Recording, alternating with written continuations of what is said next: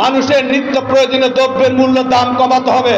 মনে রাখবেন, শেখ মুজিবুর রহমানের পাহাড় সম জনপ্রিয় থাকা সত্ত্বেও চালের দাম বৃদ্ধি এবং দুর্ভিক্ষের কারণে সকলেই দোষে গিয়েছিল। তিনি মারা যাওয়ার পর কেউ লা ইলাহা ইল্লাল্লাহ পড়ে নাই। আপনারা যদি সংস্কার করতেই হয় দ্রুত সংস্কার করুন, কারণ মানুষের পেটে ভাত না থাকলে জুলাইয়ের ঘোষণা কেউ শুনবে না। শুনবে? তাই বলছি, পুলিশ প্রশাসনকে জেলে সাজানো হোক, খাদ্যের নিশ্চয়তা দেওয়া হোক, বিচার বিভাগের স্বাধীনতা দেওয়া হোক এবং নির্বাচন কমিশন শক্তিশালী করলে এর চেয়ে বড় আর কোনো সংস্কার আছে?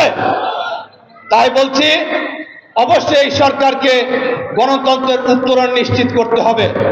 সবাইকে ধন্যবাদ জানিয়ে আমার বক্তব্য শেষ করছি। শহীদ জিয়ার আদর্শের সৈনিক, তারক জিয়ার আদর্শের সৈনিক যে যুবদল কখনো অন্যায় করতে পারে না, অন্যায় করতে পারে না।